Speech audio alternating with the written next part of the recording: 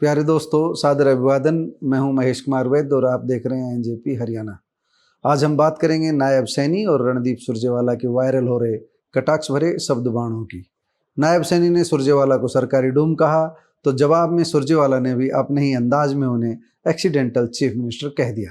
गैर गंभीरता से लें तो दोनों की बातों का संदर्भ बस सामान्य सा मजाक कहकर टाला जा सकता है, लेकिन कई बार गैर गंभीरता से कही गई या अपने समर्थकों में जोश भरने के लिए कही गई बात गंभीर बन जाती है। यकीन नहीं हो तो दीपेंद्र सिंह हुड्डा से पूछ लीजिए। मनोहर लाल के सत्ता में आने के बाद उन्होंने अपने भाषण में खट्टर पट्टर और बिल में बाड़न वाली जो बातें कही थी वह आज भी उनका पीछा नहीं छोड़ रही है। पहले हम वायरल हो रहे मुख्यमंत्री नायब सैनी के भाषण का अंश सुनते हैं, इसके बाद हम आपको रणदीप सुरजेवाला का जवाब भी सुनवाएंगे। एक इनका बहुत बड़ा थिंक टैंक का सुरजेवाला साहब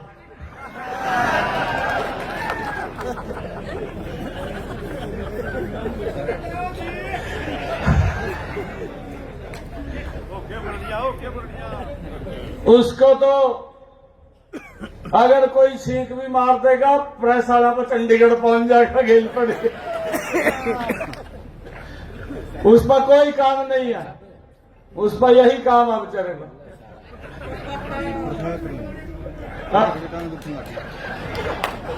सरकारी डूमा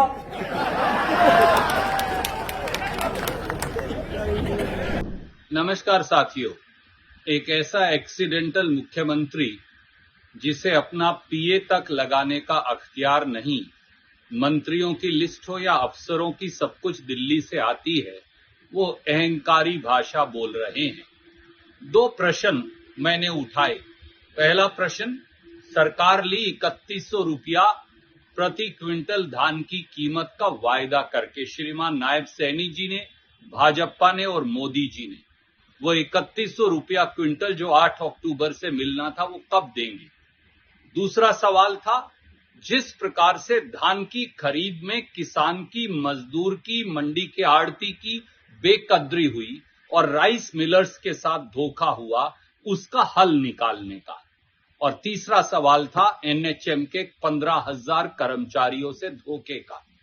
जैसे ही इन बातों का जवाब नहीं तो वो उल जलूल भाषा बोलकर दलित समाज का अपमान भी कर रहे हैं और अहंकारी टिप्पणी मुझ पर भी कर रहे हैं। आप नायब सैनी और सुरजेवाला की बातें सुनने के बाद समझ गए होंगे कि मामला क्या था। हमें लगता है आजकल नायब सैनी कुछ ज्यादा ही मजे लेने लग गए हैं। जिस तरह से पिछले कुछ दिनों से वे कांग्रेसियों के मजे ले रहे हैं, उनका वह अंदाज पुराने नायब सैनी जैसा नहीं है।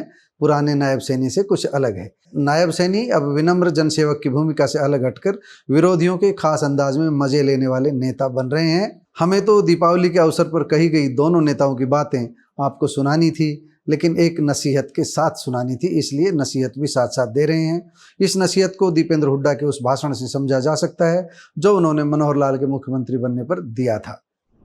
जड़े से आ रहे हैं बीजेपी वाले, ये जो खट्टर पट्टर जहां से ही आ रहे हैं, पूरे इनको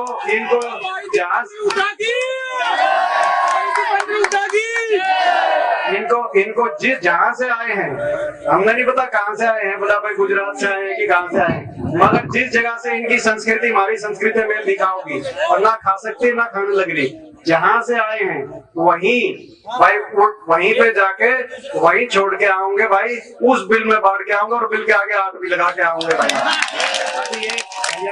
ताकि हरियाणा में दोबारा ना आ पाए। दोस्तों, दीपेंद्र हुड्डा ने 8-9 वर्ष पूर्व मनोहर लाल को हल्के अंदाज में लेते हुए टोंटिंग वे में ये कहा था कि ये खट्टर पट्टर पता नहीं कहाँ से आए हैं, पता नहीं गुजरात से आए हैं या कहाँ से आए हैं, इनकी और हमारी संस्कृति मेल नहीं खाती भाई, इनको उस बिल में बाढ़ कराएंगे और ऊपर से ढक्कन भी लगा कराएंगे। बहुत कुछ कहा था। दीपेंद्र का यह भाषण पंजाबियों को इतना चुभा कि अब तक दीपेंद्र हुड्डा का पीछा नहीं छूटा है।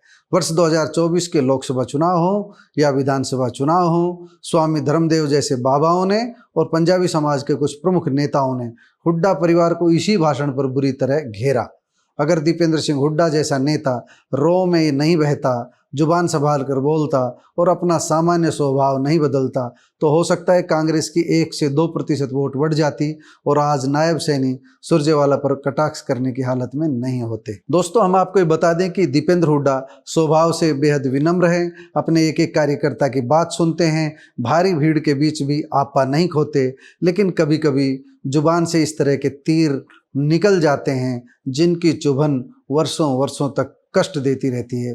दीपेंद्र हुड्डा के साथ भी यही हो रहा है। इस वीडियो का सामान्य सा संदेश यही है कि बोलिए मगर जुबान संभाल कर।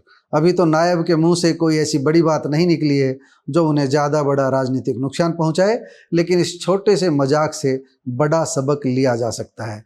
यह सबक केवल नायब सैनी को लेने की ज़रूरत नहीं है, बल्कि उन तमाम नेताओं को लेने की ज़रूरत है जिनकी जुबान भीड़ देखकर फिसलने लगती है, उत्साह में नेता बहक जाते हैं। सबको समझने की ज़रूरत है। नमस्कार, आपको हमारी ये रिपोर्ट कैसी लगी कमेंट बॉक्स में जाकर बताइएगा ज़रूर। धन्यवाद।